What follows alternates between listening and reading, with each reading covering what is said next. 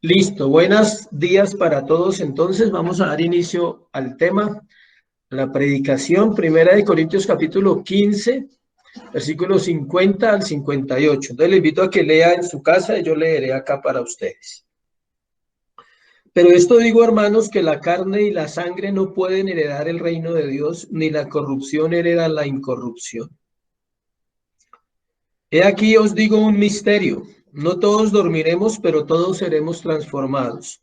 En un momento, en un abrir y cerrar de ojos a la final trompeta, porque se tocará la trompeta y los muertos serán resucitados incorruptibles y nosotros seremos transformados. Porque es necesario que esto corruptible se vista de incorrupción y esto mortal se vista de inmortalidad.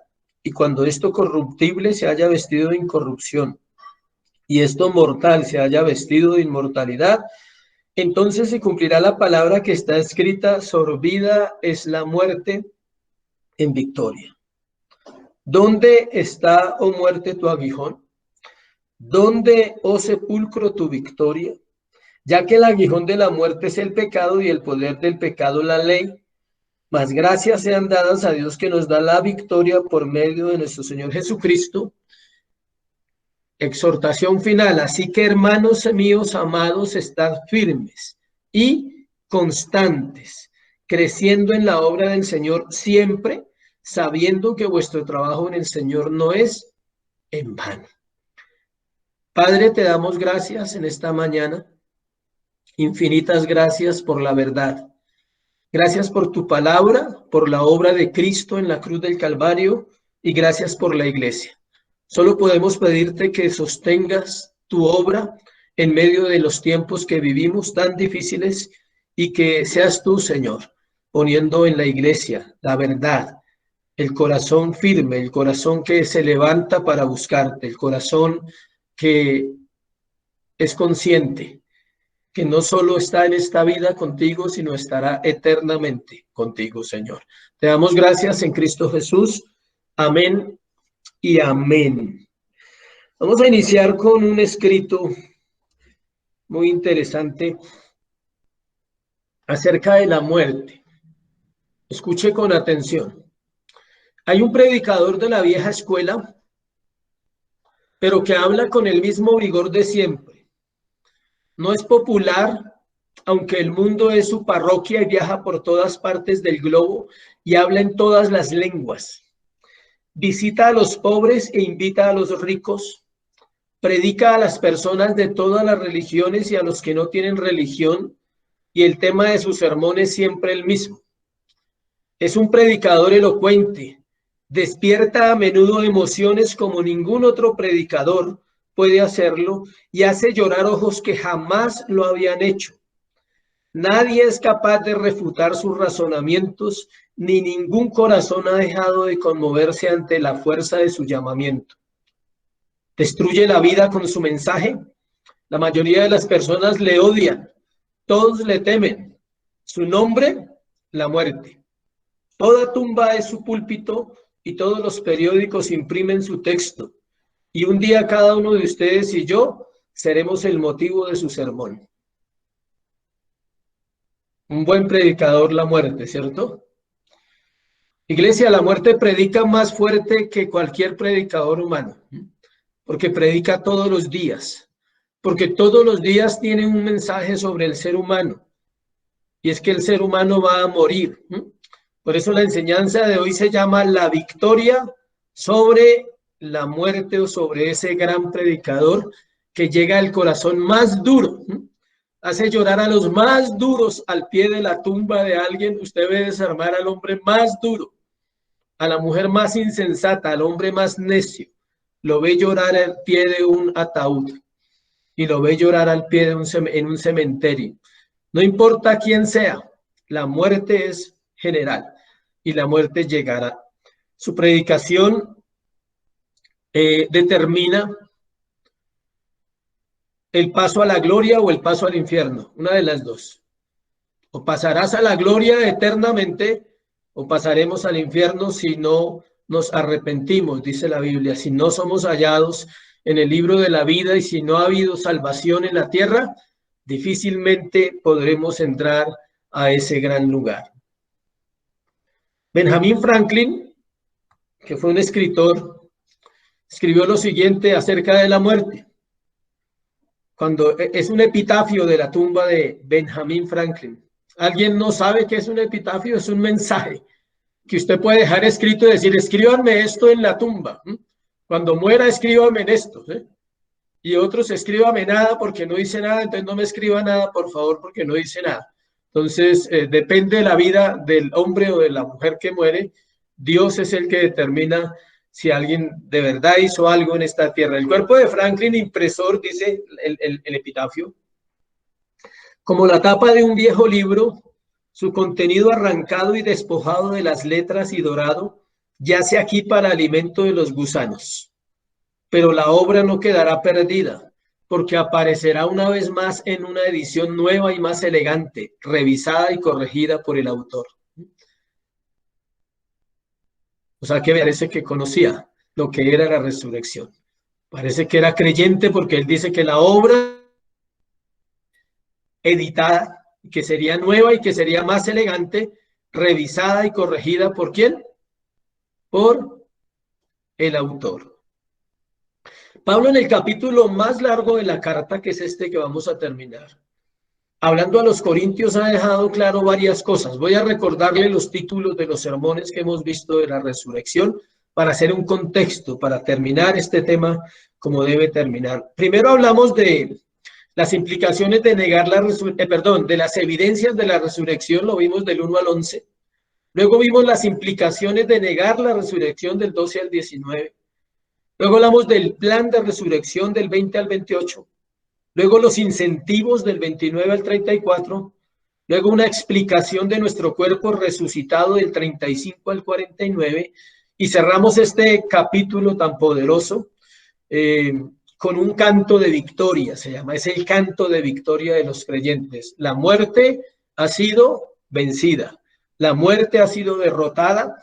De hecho, hay obras musicales, hay una que se llama El Mesías de Händel, con H, y es una obra muy famosa que está basada en este pasaje que vamos a mirar, Primera de Corintios 15, 50 al 58, la victoria sobre la muerte. Es mejor cantarlo que predicarlo, es un motivo de adoración, porque es motivo de saber que Dios es fiel, saber que aún la muerte fue vencida y que nosotros también le venceremos en Cristo Jesús, no puede generar otra cosa en el corazón de los hombres que adoración. Pablo en adoración proclama 4 cosas, es lo que vamos a mirar hoy, se las voy a leer. La primera es la gran transformación. Vamos a mirar la gran transformación. La segunda, el gran triunfo. La tercera, la gran acción de gracias. Y finalmente, la gran exhortación. ¿Listo? Entonces vamos a ir al tema de hoy. Tomen nota los que están ahí tomando nota, valga la redundancia. Entonces vamos a ver primero la gran transformación del versículo 50 al versículo 53. Pablo nos recuerda que este cuerpo que tenemos está perfectamente adaptado para la tierra, pero que no puede entrar en el reino de Dios. Aquí no se usa este término de manera universal, escuche, sino refiriéndose a la consumación de todas las cosas al final del tiempo presente. ¿Qué quiere decir? Que aquí no está hablando de algo de acá de este mundo o universalmente como se conoce, sino está hablando de una entrada a un lugar donde no pueden entrar personas vivas, donde el principal requisito es morir. ¿Por qué? Porque este cuerpo no está adaptado para entrar allá. Los estudiosos dicen que si un cuerpo así entrara allá, pues podría como derretirse, podría como sufrir una pérdida demasiado. Es imposible. Por eso la Biblia dice, por eso la Biblia es clara y dice ahí que no puede entrar. Versículo 50, pero esto digo, hermanos, que la carne y la sangre no pueden heredar el reino de Dios, ni la corrupción hereda la incorrupción. Por eso el cuerpo humano debe ser transformado para entrar al cielo, al igual que el cuerpo humano de Jesús fue transformado en la resurrección. A veces no, estos versículos usted los puede citar y hay gente que los cita y dice, la carne y la sangre no heredan. Sí, pero ¿por qué? Porque hay una herencia que no es una herencia física, es una herencia espiritual. Y esa herencia espiritual necesita un cuerpo diferente, un cuerpo espiritual. Lo corrupto se volverá incorrupto, lo animal se volverá espiritual y lo mortal inmortal, o sea, el cuerpo. Lo primero que debemos entender es que para vencer la muerte, nadie la ha vencido en este cuerpo, nadie. El mismo Jesús tuvo que morir en su cuerpo terrenal para ser revestido de un cuerpo espiritual. Usted lo ve en Romanos 8:11. Si el espíritu de aquel que levantó de los muertos mora en vosotros, el espíritu del que levantó de los muertos a Cristo Jesús vivificará vuestros cuerpos mortales por su espíritu que mora en vosotros. Entonces, aún el cuerpo de Jesús tuvo que morir físicamente para él vencer la muerte. Queda demostrado entonces que ningún cuerpo humano puede derrotar la muerte. No hay cómo enfrentarla. Es un enemigo bastante fuerte, es un enemigo poderoso. No estamos diciendo, cuando hablamos de poderoso no es invencible, es poderoso y afecta y ha hecho mucho daño. Lo vimos en la primera historia que leí, cómo por el mundo entero se la pasa, se pavonea la muerte todavía. Obvio, tiene libertad para eso, pero sabemos que no es por mucho tiempo, que el Señor tiene un día determinado para vencer al enemigo número uno de los hombres, que se llama ¿qué? La muerte. Pregunta, ¿qué de los que están vivos en ese momento? O sea, ¿qué pasará en ese momento con los que están vivos cuando sea la victoria final? Dice, he aquí os digo un misterio, no todos dormiremos, pero todos seremos ¿qué? Transformados. Decía un predicador jocosamente que algunos se transforman antes de tiempo, o sea, se viven transformando aquí cada rato. No se refiere a ese tipo de transformación. A los que se transforman cuando la esposa le dice algo o viceversa, el esposo le dice algo, entonces se transforma uno de los dos en la casa. No se refiere a esa transformación. Y a los hijos cuando se transforman porque les llaman la atención. No. Acá dice de una transformación y Pablo aborda este versículo y usa la palabra misterio. Dice, he aquí os digo un misterio y se refiere a lo que antes estaba oculto, pero que ahora en el Evangelio ha sido mostrado. O sea, esto lo podemos entender, iglesia, por el Evangelio, porque el Evangelio fue revelado a su iglesia por medio de la obra del Espíritu Santo para aquellos que Él ha salvado. Son las personas que pueden entender esto. Por eso el Evangelio es para la iglesia. Pablo revela que los cristianos que estén vivos cuando el Señor venga por su iglesia no tendrán que dormir. Aquí se refiere el dormir, pero a morir. Dice, he aquí os digo un misterio, no todos dormiremos, pero todos seremos transformados. Se puede traducir ahí, no todos moriremos. O sea, no todos van a morir. Pablo vivía la vida muy impresionante. Era un hombre impresionante. Él vivía la vida como si ese día que él se acababa de levantar y acababa de empezar, como si ese día viniera el Señor. Por eso él se incluye. Por eso en los términos de las cartas de Pablo, él participa de esas promesas que Dios tenía para la iglesia. Y él mismo dice, no todos dormiremos. Él dice, quizás yo esté vivo cuando venga el Señor. Pablo predicó a una generación que anhelaba la venida del Señor, incluyéndose él mismo. Él decía, ojalá yo pueda estar ahí para ese día. Por eso él dice, no todos ¿qué? Dormiremos. Si alguien dice, Dios me está hablando, es para que no duerma, ¿sí? Alguien toma esa palabra, entonces dice, uy, Dios me está hablando a través de ese versículo, pastor. Sí, es para que deje de dormir, o sea, es para despertar espiritualmente. ¿Listo? Dice, ya sea que los cristianos estén muertos en ese momento y los que estén vivos, todos seremos transformados. Se conoce ese momento como la gran transformación. Acompáñenme a Primera de Tesalonicenses 4:17. Primera de Tesalonicenses 4:17.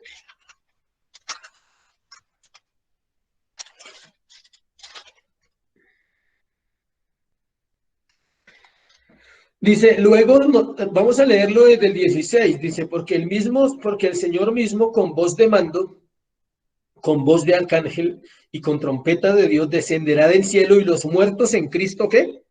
Resucitarán primero, ya lo vimos. Luego, nosotros los que vivimos, los que hayamos quedado, seremos arrebatados juntamente con ellos en las nubes para recibir al Señor en el aire y así estaremos siempre con el Señor. Esa transformación tiene varios nombres en la teología cristiana o en la vida cristiana. Para algunos es el rapto. Así le llama una gran parte del cristianismo, le llama ¿qué? El rapto. Otros le llaman la venida secreta del Señor. También es aplicable, o sea, es una venida secreta. Pero otros dicen que es la transformación. O sea, en ese momento seremos transformados de inmediato. ¿Para qué? Escuche, ¿para qué seremos transformados? Para ser equipados, para estar en el cielo para siempre. ¿Por qué? Porque en este cuerpo mortal no podríamos estar en el cielo ni un minuto, ni un segundo. Tenemos que recibir otro cuerpo, un cuerpo espiritual, para estar equipados. Por eso alguien dijo sabiamente que el cielo es un lugar preparado para personas que preparadas. ¿Preparadas para qué? Para estar allá. ¿Comprenden la adoración? Porque usted va a adorar eternamente. ¿Comprenden la santidad? Porque usted va a estar en un estado de santidad para siempre. ¿Conocen en lo poco que Dios nos deja ver en la tierra? Estas personas conocen a su Señor, por lo menos sus atributos generales, dicen, voy ante alguien santo, voy ante alguien justo, voy ante el sabio, voy ante el juez de la tierra. Nadie puede llegar allá y decir, aquí estoy, ¿dónde estoy? O sea, ¿a qué me trajeron? No me gusta estar aquí. O sea, el cielo es un lugar, o la eternidad, o el reino de Dios, como lo quiera llamar, el reino de Cristo, o el lugar de su presencia, como quiera. No la iglesia, sino el lugar de su presencia es allá en el Señor. Es un lugar preparado por Dios y Él mismo se encarga también de darnos ese último retoque, que es cambiar nuestro cuerpo mortal por un cuerpo glorificado. Artículo 52. En un momento, podría ser hoy, ¿sí sabían? A veces uno no lo ve, o sea, uno dice, ¿hoy? ¿Y por qué, pastor? Porque solo Dios sabe el día y la hora, y no hay fecha. Y nadie ha podido determinar ese misterio, decir, ¿cuándo será? ¿2021? ¿2050? ¿2100? No sabemos. Ahora, en esta hora que está transcurriendo, o en la noche que viene, o en 3 noches, no sabemos. En un momento, en un abrir y cerrar de ojos, a la final trompeta, porque se tocará la trompeta y los muertos serán resucitados incorruptibles y nosotros seremos, ¿qué? Transformados. Todo esto será en un momento, iglesia. No será un proceso como la santificación o como la vida cristiana en la tierra, que es un proceso. No es una metamorfosis que se demora de pasar de una cosa a otra, no. Es un instante. El término que Pablo usa en un abrir y cerrar de ojos no es como usted y yo no lo imaginamos. O sea, usted puede parpadear y decir que va a ser así. No. Es un lenguaje que Pablo usa o que Dios permite que usen en la Biblia para enseñarnos, escuche.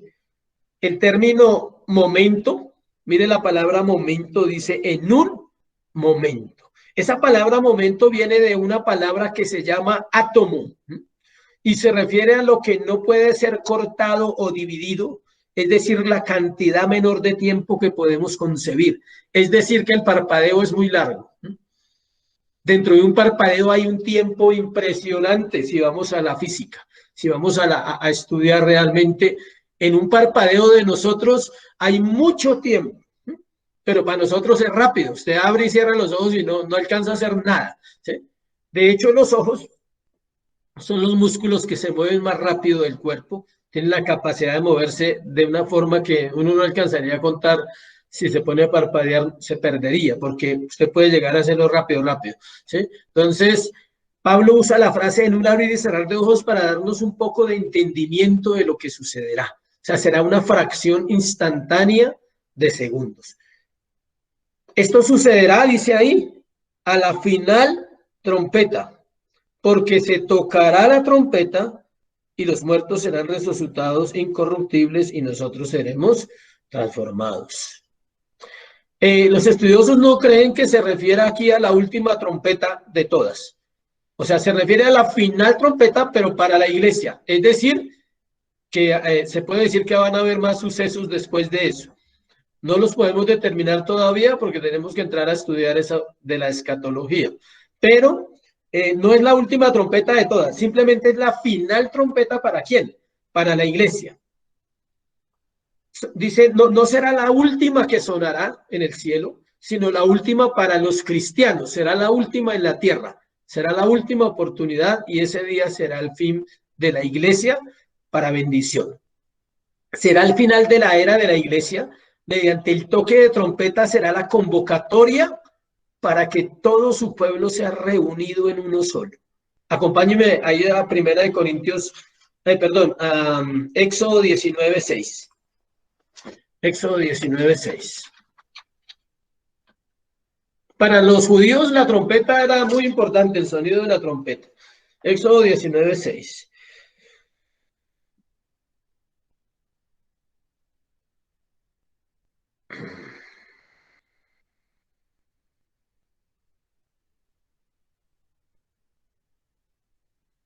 Es porque no encuentro la trompeta, dijo alguien. No encuentro la trompeta ahí.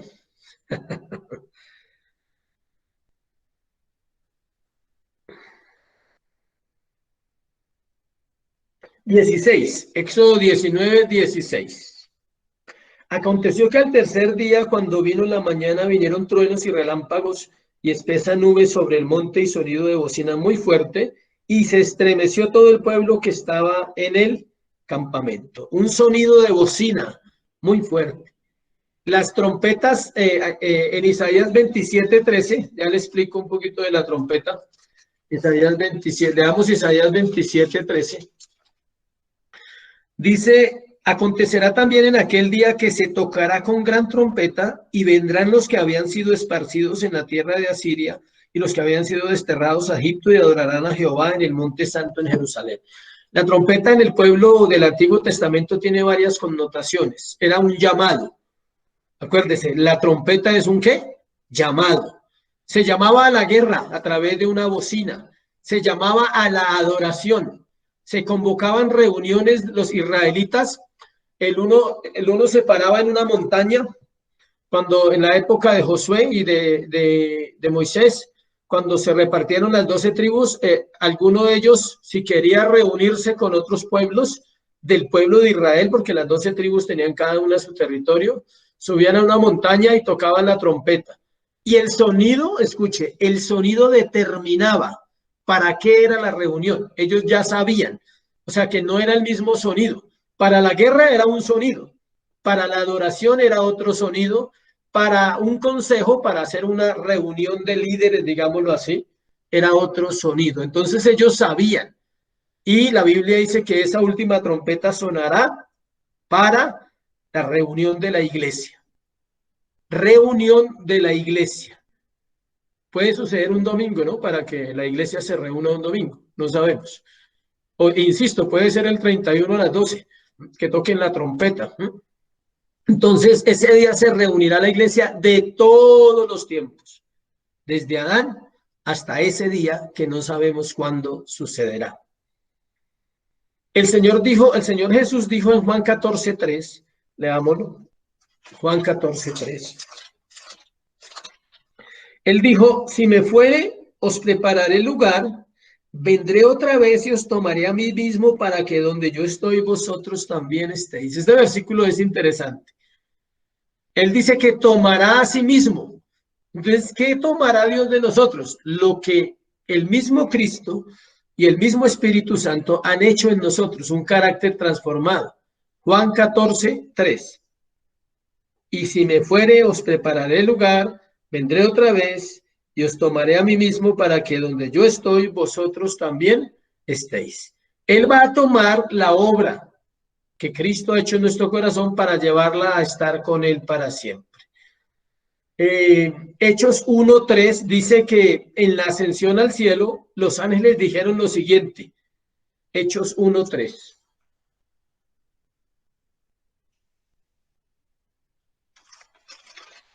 Dice, a quienes también después de haber padecido se presentó vivo, con muchas pruebas indubitables, apareciendo 40 días y hablándoles acerca del reino de Dios, Hechos 11:3. Y en Hechos 11:11, en Hechos 11:3 dice que Jesús se apareció a ellos. Y en el 1:11 dice, los cuales también les dijeron varones galileos. O sea, los ángeles le dijeron a los discípulos, ¿por qué estáis mirando al cielo? Ese mismo Jesús que ha sido tomado de vosotros al cielo, así vendrá como le habéis visto ir al cielo. Entonces, el mismo Jesús que ascendió ese día es el mismo que nosotros veremos. Versículo 53. Porque es necesario que esto corruptible se vista de incorrupción y esto mortal se vista de inmortalidad. Es necesario, dice la Biblia, que el cuerpo de pecado sea transformado. Vemos una palabra allí que se llama vista, que se vista, no de ver, sino de vestir.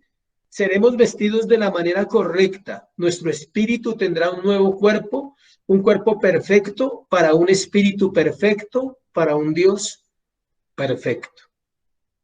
Un espíritu perfecto con un cuerpo perfecto para un Dios que es ¿qué? Perfecto. Allí no habrá imperfección. Gracias a Dios las mañas se acabarán. ¿Cuántos pueden alegrarse porque no va a tener mañas en el cielo? Bueno, entonces oremos que Dios nos quite las mañas aquí también. Bueno, no solo en el cielo, sino que aquí también dejemos todas las mañas. Segundo, ya vimos la gran transformación, entonces seremos transformados. Ahora miremos el gran triunfo, versículos 54 al 56. Se pone mejor. Dice, el gran triunfo, cuando esto corruptible, o sea, este cuerito que usted tiene y yo tengo, dice, se haya vestido de incorrupción y esto mortal se haya vestido de inmortalidad, entonces se cumplirá la palabra que está escrita, sorbida es la muerte en victoria. La resurrección de Cristo acabó con el poder de la muerte. Ella ya no se enseñoreará más de nosotros, dice Romanos 6:9, la muerte no se enseñoreará de él, hablando del creyente, pero actualmente la muerte es el enemigo del hombre.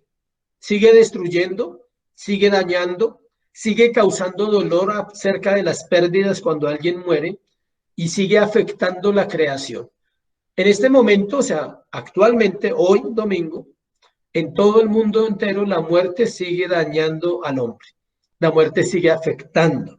La enfermedad sigue matando. El pecado sigue destruyendo a los seres humanos. Mientras seamos mortales, nos va a doler la muerte de aquellos que amamos. Por eso nos duele cuando alguien muere. Sin embargo, debemos aferrarnos a la palabra de Dios que dice que la muerte ya fue vencida y no tiene poder sobre nosotros, sus hijos. Es un paso que todos daremos, pero no será permanente en nosotros. Es un paso. O sea, esto es temporal, ¿sí? Si faltan 20 años, amén, y si faltan 3 días, amén, no se preocupe. O sea, esto es temporal. El momento en que usted parta, en ese momento usted entenderá esto y se acordará de la predicación y se acordará de la palabra y Cristo mismo confirmará en su corazón que la fe es real, que el cristianismo no es un juego y que vale la pena conocer al Señor y servirle. Mas el día que el Señor regrese, la muerte será destruida para siempre.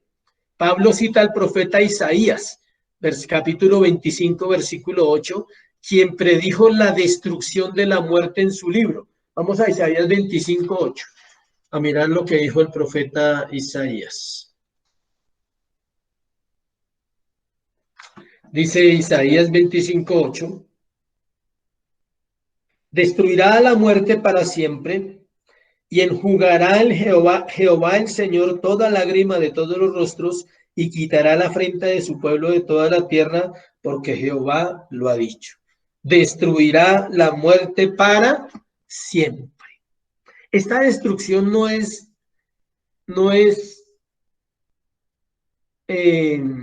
detener el daño que ella causa. O sea, esto no es hoy, o sea, para que usted lo tenga claro. Porque a veces es bueno aclararle a la gente que no es hoy que el Señor va a destruir la muerte. Es un término profético. El profeta Isaías está hablando del tiempo final. Él está diciendo, el Señor destruirá la muerte. ¿Por qué? porque hay gente que dice, no, el pastor dijo que hoy iban a destruir la muerte, o sea, no, no es hoy. O sea, bíblicamente le voy a explicar algo, eso ya pasó, el profeta ya lo vio, y el Señor ya lo hizo, pero nosotros no hemos llegado a ese día, porque para Dios no existe el tiempo, acuérdese, ni pasado, ni presente, ni futuro. Esa es la mente de nuestro Dios. Por eso es tan difícil entender a nuestro Señor, porque la mente de Él no es como la de nosotros. Usted dice, ¿y cuándo fue eso? Que yo no me di cuenta. O sea, ya pasó en el corazón del Creador, de Dios. Pero eso se conoce como el ya, pero todavía no. O sea, ya sucedió, pero tiene usted que morir para vencer la muerte, para ver, ir y participar de esa obra perfecta que Cristo ya prometió para nosotros. Versículo 55 de Corintios. ¿Dónde está, oh muerte, tu aguijón? ¿Dónde, oh sepulcro, tu victoria? Quisiera que fuera no una predicación, sino una clase para preguntarle a cada uno que interpretara ese versículo, ¿sí? Que entendiera qué quiere decir ese versículo. ¿Dónde está, oh muerte, tu aguijón? Dos preguntas. ¿Dónde, oh sepulcro, tu victoria? ¿Usted se imagina que alguien vaya a morir y tenga tiempo de preguntarle eso a la muerte? Es imposible. Es imposible. Vamos a morir. Pero en el momento, yo lo describo así y lo he explicado toda mi vida cristiana, he dado ese ejemplo, que en el momento en que usted muere o yo, en ese mismo instante usted entra a la eternidad y se encuentra con esa muerte y es cuando usted le puede citar la escritura, decirle, muerte, ¿dónde está, oh muerte, tu aguijón? ¿Dónde, oh sepulcro, tu victoria? Dice. Pablo cita otro profeta para burlarse de la muerte. Pablo se está burlando de la muerte, él está diciendo muerte. ¿Dónde está su poder? ¿Dónde está su fama? ¿Dónde está todo eso que usted se jacta? ¿Dónde está todo ese poder y esa maldad que usted ejecuta sobre los hombres? ¿Dónde está? Y cita al profeta Oseas, al Gomelo, Oseas 13:14. O sea, al profeta Oseas. Aunque en la iglesia nadie habla así, ¿no? Pero sí hay gente que habla así. Oseas 13:14. Oseas está en la Biblia, ¿no? Les aclaro.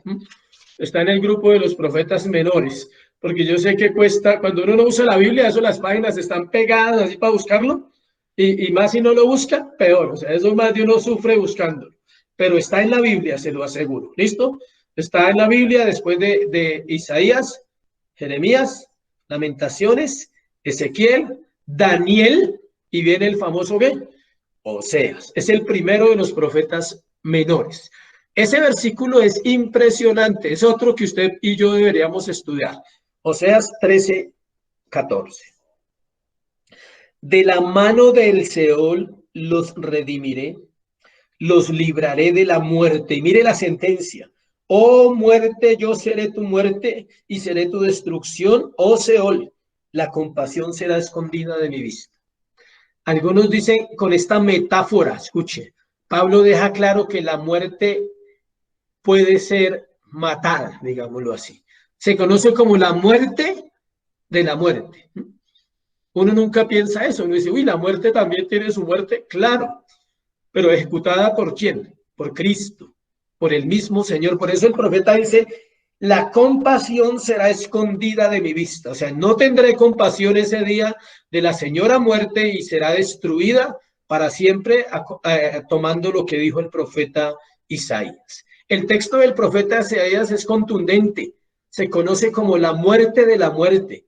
Es Cristo quien ejecuta esa venganza en el enemigo de la humanidad.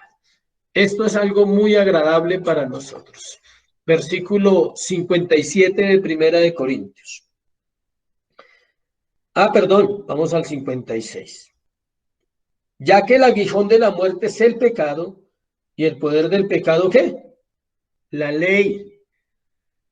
El aguijón de la muerte es el pecado, y el poder del pecado, la ley.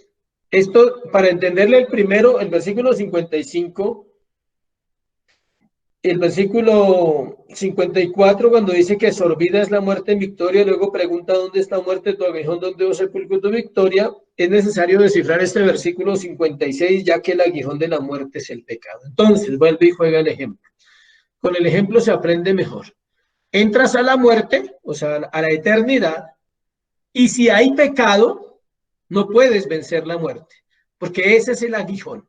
Esa es la acusación que la muerte tiene contra aquellos que van a ir a una eternidad sin Cristo. Él tiene un argumento y dice, entras en pecado acá, morirás en pecado, quedarás en pecado eternamente. Pero como nosotros entramos no solos, sino entramos en Cristo Jesús, Él nos redimió de la maldición de la ley, Gálatas 3:13, hecha por nosotros maldición, porque está escrito maldito el que es colgado de un madero. Entonces, Él quitó toda la fuerza, todo el poder, toda la condenación que teníamos por el pecado. Por eso cuando nos enfrentamos a la muerte no tiene con qué chuzarnos. Aguijón, el aguijón. Él va a chuzar, él va a decir pecador y lo va a aguijonear. Él va, por eso la famosa imagen que usted ve es que la muerte o el diablo tiene un trinche, ¿sí? Todo eso es sacado de la mitología, pero eso no es sacado de la mitología así porque algún bobito lo sacó. O sea, no. Es gente que tal vez en algún momento lee la Biblia y dice, ay, la muerte tiene un aguijón, Satanás tiene un aguijón, ¿sí? Porque esos son socios, esos dos son socios, ¿sí? La muerte trabaja para Satanás. Y él tiene un aguijón, dice, al que entre con pecado, lo chuzamos, lo atormentamos y tiene su problema aquí, no puede estar en paz. Eso, a eso se lo estoy explicando como a niños de 5 años del jardín, ¿sí? Así, chuzar al enemigo, hay que chuzarlo. Entonces, eso es lo que pasa con ese versículo del aguijón. Y dice que el poder del pecado, la ley, esto también es importante. El poder del pecado, la ley.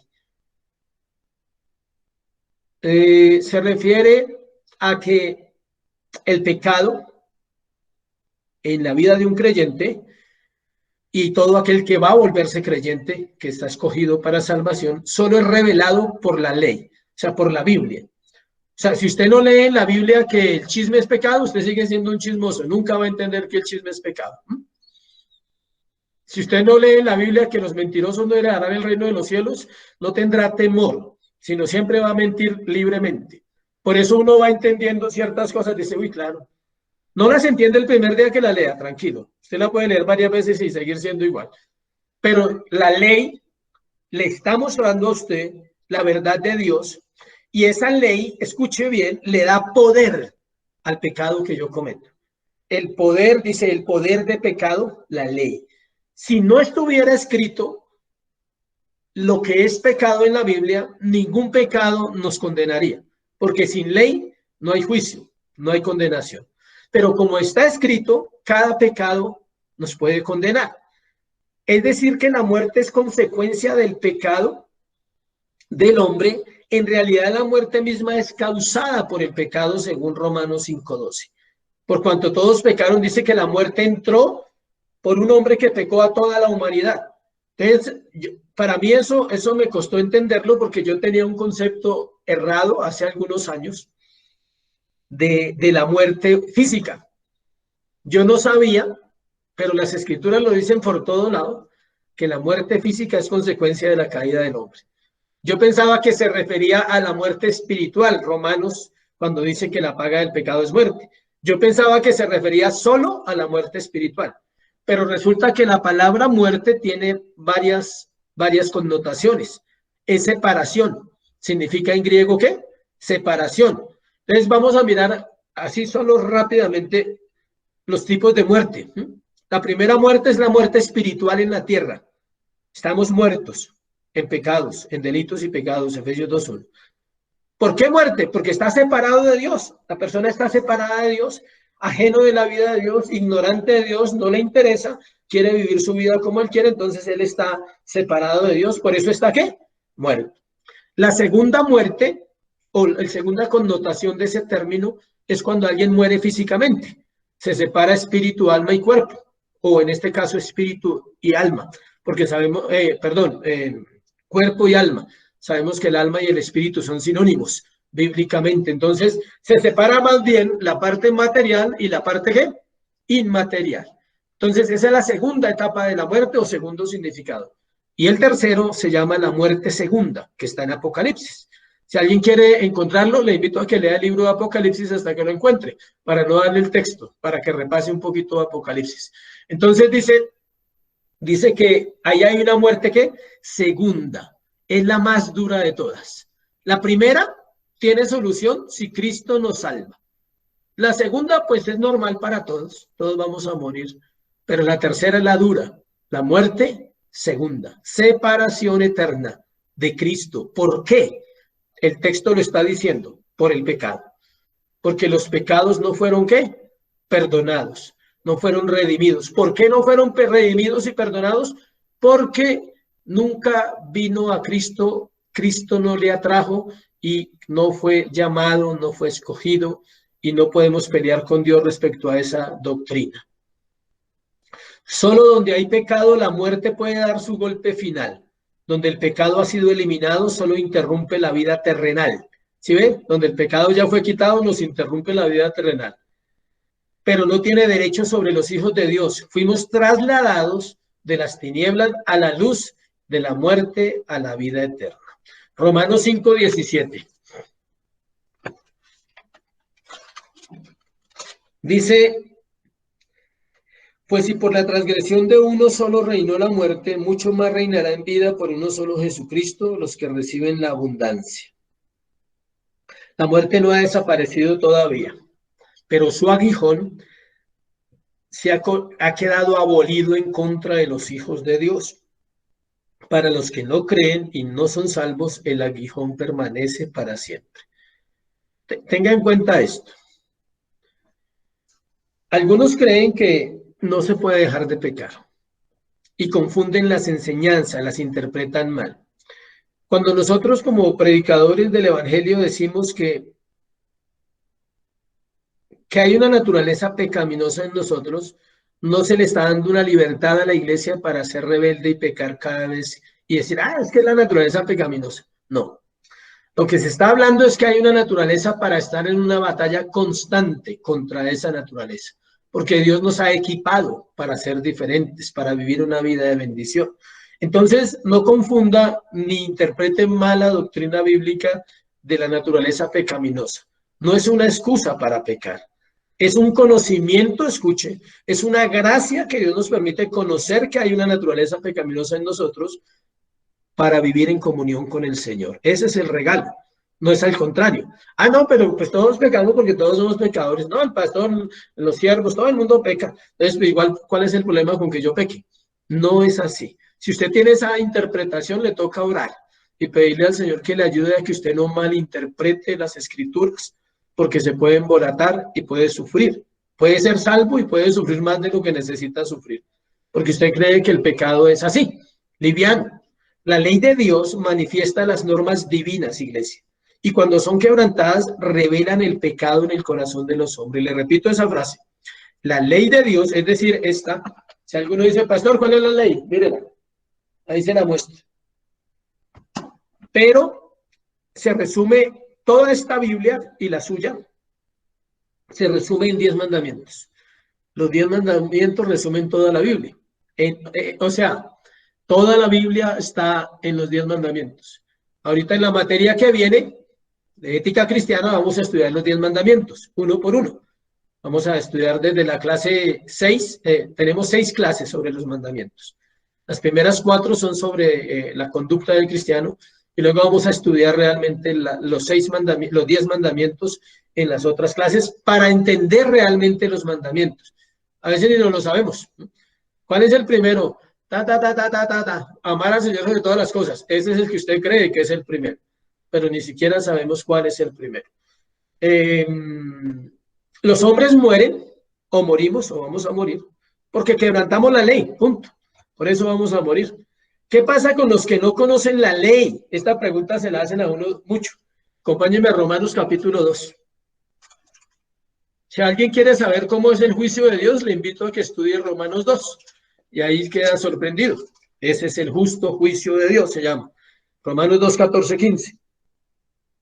Porque cuando los gentiles que no tienen ley, le voy a explicar lentamente, se lo voy a parafrasear esa frasecita que leí, porque cuando los gentiles que no tienen ley, es decir, todos aquellos que no conocieron nunca la escritura, estos, aunque no conocen las escrituras, es decir, aunque no tienen ley, son ley para sí mismos. Escuche. O sea, ellos mismos tienen una norma de conducta grabada en su corazón. Versículo 15. Mostrando la obra de la ley escrita en sus corazones, es decir, sus vidas, sus actitudes, sus comportamientos tienen que ver con lo que está ¿dónde? En su corazón. Y mira aquí dice, acusándoles o defendiéndoles sus razonamientos. La conciencia. No es, la conciencia me dice, acuérdense la canción, los que les gusta la música, los que bailaban tanto. Entonces, la conciencia, algunos en el mundo secular o en la filosofía dicen que es la voz del angelito y la voz del diablito. Esa es una forma muy particular de llamar a la conciencia. Entonces, la voz del diablito le dice que está mal y la voz del angelito le dice que está bien. Puede sonar chistoso, pero sí hay una voz que se llama la conciencia, que hace ver al hombre qué es pecado y qué no es pecado. Entonces, aquellos que no tienen ley, o sea, que no son creyentes, porque quizás nunca vinieron a la salvación, ellos van a ser juzgados por la ley moral, por los 10 mandamientos, porque ellos los tienen escritos, escuche, la ley está escrita en el corazón de los hombres. Primero Dios la escribió en el corazón de los hombres cuando lo creó y luego la mandó a hacer en 2 tablas, una de 4 y una de 6. Ahí le adelanto un poquito. Una de 4 y una de 6. Son 2 tablas, pero todos somos inexcusables. No, que es que yo no fui a la iglesia, lo siento, ¿sí? Pregunta para que usted saque la conclusión. ¿Por qué usted sabe que ¿cómo se da cuenta usted que se pasó un semáforo en rojo? O más bien, ¿por qué pasarse un semáforo en rojo no está bien? Porque hay una ley, no más, es por eso. Pero era que no venía nadie, o sea, la carretera estaba vacía. Hay una ley, listo, no se pase el semáforo. ¿Por qué esa ley? Por varios motivos. 1, el comparendo. 2, normas en una sociedad. 3, puede matar a otro o se puede matar usted. Solo por eso es una ley. Así pasa con la ley en el corazón de los hombres. La ley los va a juzgar. Noticia buena, nosotros no estamos bajo la ley. ¿Quiere decir eso que no debemos procurar cumplirla? No estoy diciendo eso. Debemos procurar cumplirla por gracia, por amor a nuestro Señor, para agradarlo. Entonces, vamos entendiendo bien ahí. Tercero, la gran acción de gracias. Tercero, versículo 57 de Corintios. La gran acción de gracias. Mas gracias sean dadas a Dios que nos da la victoria por medio de nuestro Señor Jesucristo. A causa de la perfecta vida de Cristo, Él venció la muerte y el pecado. Y la satisfacción que hizo por sus víctimas, los que confiamos en Cristo ya no estamos bajo la ley, vuelvo y repito, sino bajo la gracia. Acompáñeme a Romanos 6:14. Romanos 6:14.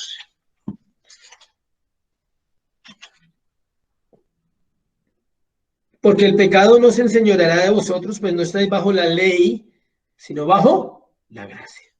Por eso el pecado no tiene poder sobre los creyentes, gracias a Dios. Esa es una buena noticia. Pablo da gracias. Pablo le da gracias, termina en el 57. Más gracias sean dadas a Dios. Él le da gracias porque Cristo cumplió lo que nosotros no podíamos cumplir. Nosotros no podemos vivir sin pecado, pero Él sí pudo vivir sin pecado para imputarnos esa justicia. Tampoco podemos borrar el pecado una vez que lo hemos cometido. y tampoco podemos eliminar las consecuencias del pecado. Usted no puede eliminar la consecuencia de un pecado. Es una ley. Siempre vendrá. ¿Cómo? No lo sabemos. En el caso de los creyentes, también hay consecuencias, bajo una justicia y bajo una misericordia divina. Él es justo. Él dice, este aguanta un poquito más, apretémoslo, este aguanta menos, hagámosle por este lado, trabajemos esto en esta mujer, en este hombre, y listo. Gálatas 3:13, ya lo leí, dice que Cristo nos redimió de la maldición. Entonces, vamos a hablar un poquito de un corazón agradecido. Es algo que muestra quién es Dios para el creyente. Escuche, iglesia. El agradecimiento es algo vital en la vida de una iglesia. El desagradecimiento se nota en la vida de un creyente en sus acciones. Por ejemplo, hablemos de las ofrendas y de los que dan o no dan. Eso es parte de un agradecimiento. No es una obligación, escuche. A usted nadie lo obliga a dar, pero todo aquel que es amado de su Señor agradece. Por agradecimiento. Escuche, participa de amarse los unos con los otros, los hermanos. Participa, ¿por qué? Porque ama a los demás. El corazón desagradecido no ama, se ama a sí mismo. Siempre se amará a sí mismo, siempre se amará en él. No puede amarse de otra manera. ¿Por qué? Porque necesita conocer más al Señor. Pablo decía que entender la vida eterna, para ponerlo en contexto de lo que estamos hablando, cuando usted entiende la vida eterna, la resurrección en su corazón, usted aprende a ser más desprendido de muchas cosas, no solo con la iglesia, sino también con las demás personas. ¿Sí me explico? Yo no le estoy hablando solo de la iglesia, le estoy hablando de su vida personal, su hogar, su casa, de los esposos que pueden bendecir a la esposa, ¿sí? Que se acuerdan que hay un compromiso de bendecirla, de darle algo, un regalo, un detalle. No el día que cumple años ni el día del aniversario, ¿sí? No son esos días, ¿sí? Es cualquier día. De bendecir a otros, ¿sí? De participar, de bendecir a otros. Eso se llama amor, iglesia, se llama unidad, ¿sí? A veces predicamos, pero no aplicamos. La unidad es esa. La unidad no es que usted venga todos los domingos, la unidad es que usted participe de lo que la iglesia va estableciendo de una manera de conocernos, de ayudarnos, de aportarnos, de ser una iglesia, ¿sí? Por eso es importante un corazón agradecido, porque se ve si conoce realmente al Señor y ahí se mide el proceso de muchos. Eso se ve en nuestra manera de ser generosos unos con otros, en bendecir la obra de Dios. El dar para una iglesia no es para salvarse, es algo que hacemos por amor y agradecimiento. La pobreza es una condición muchas veces que tiene que ver con el agradecimiento. Le tengo esa noticia. La pobreza de muchas personas tiene que ver ¿con qué? Con el agradecimiento. Alguien decía que si usted no le da a Dios, mucho menos a la gente. Porque si usted no tiene el concepto de Dios, mucho menos le va a dar a otras personas. Me acuerdo de la historia de un pastor que llegó a una iglesia a predicar y entonces él llegó y lo invitaron y él con su maletica ahí llevaba la Biblia, su celular, su computador, bueno. Y entonces él se acercó a alguien y dijo, pastor, le llevo la maleta. Y le dijo, hermano, ¿usted diezma? Y el hermano lo miró y dijo, pastor, ¿cómo así? Dijo, no, solamente es una pregunta. Dijo, claro, pastor. Dijo, ah, bueno. Dijo, ¿y eso por qué la pregunta, pastor? Dijo, porque si usted roba a Dios, usted roba a cualquiera. Dijo, siempre hay que estar seguros de los hermanos que son fieles. Suena raro y suena duro para muchos. Sé que a muchos no les gusta ese tipo de ejemplos. Pero la Biblia sí habla del agradecimiento. Se puede llorar y dar gracias llorando, ¿sí? Pero se miden acciones. Eso pasa como con las personas, iglesia. Una de las luchas más grandes que hay en los hogares es esa. A las familias. Los hombres, me incluyo ahí, me incluyo aquí yo, somos desagradecidos los hombres con las esposas y con la familia. Los hijos son desagradecidos, no valoran, muy pocas veces valoran lo que los padres hacen, lo que otros hicieron para usted estar donde está hoy. El solo hecho de que Dios usó dos personas para darnos la vida, ya es un motivo de decir, Señor, gracias. ¿Sí? No son perfectos, los padres no son perfectos. Gracias, listo, Señor, es mi papá, mi mamá, no son perfectos, pero ayúdame a ser una persona agradecida. En un momento dado, poder tender una mano no sobra. inclusive a otras personas que lo necesiten. Pero esto es un trabajo de acción. Yo puedo orar, yo puedo decirle que yo oro por ustedes, ¿no? Y es mi tarea, ¿no? Pero tengo que ir más allá, tengo que hablar con ustedes, tengo que sacar tiempo, tenemos que sacar tiempo, tenemos que compartir con algunos, porque no podemos decir, no, ya oramos por ese, que siga ahí como va, ahí estamos orando por esa. No, entonces agradecimiento, iglesia, eso mide el corazón de un creyente. Lastimosamente somos tacaños y así es nuestra vida, escasa. No compartimos el evangelio de la prosperidad, pero tenemos que confrontar la tacañez en el corazón del creyente. El que siembra escasamente, escasamente segará. No se refiere solo a plata, se refiere a todo.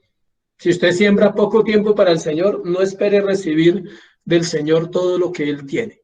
Porque no es por obras, pero la fe y la obediencia están unidas. Son hermanitas mellizas. Si usted dice que cree en Jesús, pues lea la Biblia y haga lo que dice ella. Ella dice que hay que bendecir. Finalmente, Apocalipsis 20:14. Vamos a mirar el destino de la muerte. Para cerrar ese puntico del agradecimiento. ¿Qué tiene que ver con el agradecimiento? Pues que gracias a que estos versículos están aquí, nosotros estamos hoy como estamos. Apocalipsis 20:14. Y la muerte y el Hades fueron lanzados al agua de fuego. Esta es la muerte segunda, ¿sí ve? Hay que darle gracias a Dios por esa promesa, que van a ser destruidos. Y 21:4 dice,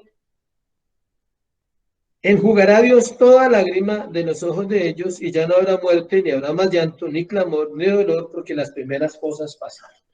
Entonces, ¿qué pasa? La muerte será destruida gracias a Dios, gracias a Él. Siempre recuerde eso. Pensaba en algo ahorita que no lo tengo en el sermón, pero que lo asocio, y es que la muerte es tacaña, o sea, la muerte no fue generosa. La muerte, o sea, cuando usted no es agradecido, usted tiene que orar y decirle, Señor, dame vida, vida, la vida de Cristo en mí, la vida del que da, la vida del que se pone, la vida del que toma el lugar de otras personas. Eso es falta de vida cristiana, el desagradecimiento. Cuarto punto, la gran exhortación. Cuarto punto, la gran exhortación. O sea que la que acabé de dar no era la exhortación, iglesia, para que sepa. Bueno, es la que viene, la gran exhortación. Algunos dirán, uy, el pastor exhortó. No, todavía no. Apenas vamos a entrar a la gran exhortación. ¿Listo? Último versículo del capítulo 15. Así que, hermanos míos, amados, estad firmes y constantes, creciendo en la obra del Señor, siempre sabiendo que vuestro trabajo en el Señor no es en vano. Ese se lo leo yo a ustedes con mucho amor y mucho respeto. Hermanos míos, amados, estad firmes y constantes, creciendo en la obra del Señor, siempre, ¿sí ve? No a ratos, siempre, sabiendo que vuestro trabajo en el Señor no es en vano. Cerramos el capítulo 15 con la gran exhortación. ¿Qué es exhortar? Animar, motivar, ayudar, empujar, arrastrar, como usted lo quiera ver. Eso es exhortar. Ayudar a que otro entienda y comprenda que hay una manera de vivir.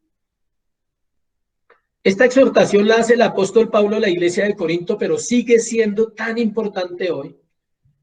Recuerdo que una vez, hace años, un pastor me dio ese versículo. Estaba en un momento difícil y un amigo de hace muchos años me dijo, pero recuerda, hermano, que la obra del Señor no es en vano. Siga creciendo, sea firme, sea constante, siempre. Y en un tiempo usted cosechará. Y puedo decir que es cierto. Si realmente estamos agradecidos con Dios, porque resucitó y nos ha dado la misma oportunidad de resucitar con Él, debemos oír estas palabras y procurar vivir bajo ellas. Vamos a mirarlas. Están firmes y constantes. Aquí está el asunto. En tiempos donde la iglesia no se reúne, esto es muy preciso para estos tiempos. Como no hay una reunión presencial, muchos bajan la guardia en su vida de comunión con Dios son envueltos en el sistema de vida que el mundo está planteando y hasta terminan participando de cosas que para nada edifican en el corazón de un creyente. Me refiero a todo lo que está pasando en las marchas, los paros, la pandemia, la crisis. Lastimosamente ve uno creyentes que no saben de dónde están parados, o sea, ¿sí? Jesús jamás promovió nada contra su gobierno, ¿sí? Y era Dios. Si Jesús no lo hizo, Pablo no lo hizo, Pedro no lo hizo, ¿por qué la iglesia promueve cosas contra el gobierno?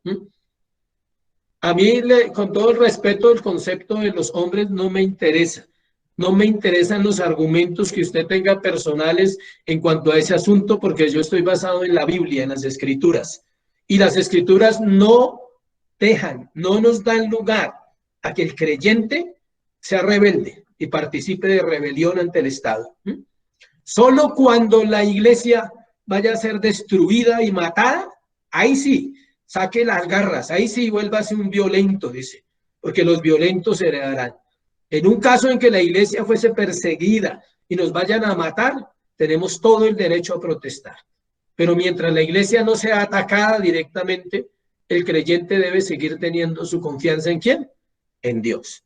Tristemente muchos, y lo pongo en comillas, que se llaman creyentes, están perdiendo el tiempo participando de comentarios y de situaciones que no edifican a nadie, sembrando más rebeldía y más rebelión en el corazón de la sociedad y de las futuras generaciones. Eso es así. Firmes viene de la palabra edraíos, con H, griega, edraíos. Significa literalmente estar arraigado. ¿Sabe qué muestra eso cuando un corazón se va a la masa? No está arraigado, es un árbol que no ha sido plantado junto a corrientes de aguas, por eso no da su fruto en su tiempo y su hoja no cae, dice la palabra, y cuando una persona no está arraigada, se deja llevar por los frutos de los impíos y termina compartiendo el pensamiento del impío y teniendo el pensamiento de la masa social y del mundo porque no está arraigado. Es estar bien establecido y firme, situado, es decir, preparado espiritualmente para lo que venga, porque no solo permanecer, sino ser útil en las manos de Dios. Todo lo hace Cristo y todo lo hizo Cristo. Él es el que me enseña, me da esa firmeza, me da ese carácter y me da ese entendimiento de si debo ir a un lugar o no debo ir. Yo he meditado harto esta semana en ese asunto, créanme. Y le pregunto al Señor, Señor, ¿estoy equivocado en mi punto de vista en cuanto a esta postura? La respuesta que el Señor da es según las Escrituras. Dice, no, la iglesia no fue llamada a eso. Hay pastores que van a marchar con su iglesia, ¿sí? A querer una pedrada, digo yo, ¿sí? No por predicar, sino por metiche. O sea, ojalá se la dieran por predicar, ¿sí? Pero se la dan a alguien es por metiche. Si a usted le dan una pedrada por predicar, amén. Recíbala, ¿sí? Eso no es una pedrada, eso es un privilegio, ¿no? El día que a uno le den una pedrada porque predicó la verdad, ese día siéntase honrado. Diga, uy, Señor, al fin estoy predicando, ¿sí? Al fin estoy hablando, ¿sí? Pero que algo le pase a un hijo mío, a un familiar mío, a un amigo mío, porque yo incito a una persona a ir a un evento de esos, se llama pecado. Y Dios es justo. Y recuerde que la ley, si vamos a la ley y si vamos a mirar la parte legal bíblica, no la del Estado, no estamos bajo el Estado, estamos bajo la ley de Dios, para aprender, no nos condena, escuche, nos enseña, nos corrige, nos ayuda. Pues la ley dice que la espada fue dada al soldado para matar al rebelde. Eso dice la ley de Dios en Romanos 13. En vano lleva la espada. El juez fue hecho para litigar contra el criminal y contra el delincuente. Y se lo dice un hombre que ya lo vivió. Nadie me lo contó ni me la sé en una película. Fui delincuente, fue juzgado por jueces y fue llevado a una cárcel por ser un delincuente. Porque la ley así lo dice. Y eso es parte de lo que Dios quiere que la iglesia aprenda. Constantes. La palabra constantes viene de ametaquinetos, como suena. Ametaquinetos, con K. Se la repito, ametakinetos, como una pasta, sí, algo así. Conlleva la misma idea de estar firmes, pero con más intensidad. Es decir, siempre. Se refiere a ser inconmovible como lo era Jesús. El Espíritu Santo mora en nuestros corazones y no podemos vivir llenos de temores y excusas, siendo inconstantes, mirando malas circunstancias, que aquel lo gobierna todo con su poder. O sea, cuando Pablo le está diciendo a la iglesia, amados, están firmes, le dice, ciméntense bien en la palabra, estén firmes en los conocimientos que Dios les ha dado, no den su brazo a torcer, y luego le dice, pero ahora vayan más allá, sean constantes, o sea, eso que ya saben, siga estudiando, siga aprendiendo, siga orando, siga leyendo, persevere y va a ver el resultado. Y luego dice creciendo en la obra del Señor. No dice quejándonos, escudándonos en los tiempos, en las crisis, porque siempre ha habido crisis, iglesia, siempre la habrá. Esto es una pandemia pasajera, ¿sí? El infierno no es pasajero. Esto es pasajero, todo lo que usted y yo estamos viviendo, las cuestiones gubernamentales, las cuestiones de salud, las cuestiones sentimentales, todo eso es pasajero. Pero no ha habido una generación sin crisis. Siempre la ha habido y siempre la habrá. Es una cuestión del corazón que no está en comunión con Dios. Por eso no puede ver como debe ver, por eso no puede perseverar. ¿Por qué? Porque no ha hecho lo primero, pero sí quiere lo segundo y lo tercero. Normalmente los cristianos reclamamos lo segundo y lo tercero, y lo cuarto y lo quinto, y lo sexto y lo séptimo, pero nunca hacemos ¿qué? Lo primero. Un teólogo hace una paráfrasis muy buena de este versículo para cerrar, dice, por lo tanto debiéramos, el versículo, mire el versículo que estamos leyendo y mire la paráfrasis, por lo tanto debiéramos mortificar las emociones, ser firmes, inconmovibles, inalterables, no erráticos ni atolondrados, fácilmente desanimados, y debiéramos multiplicar nuestras buenas obras en la seguridad de que nuestro Señor las hará fructificar.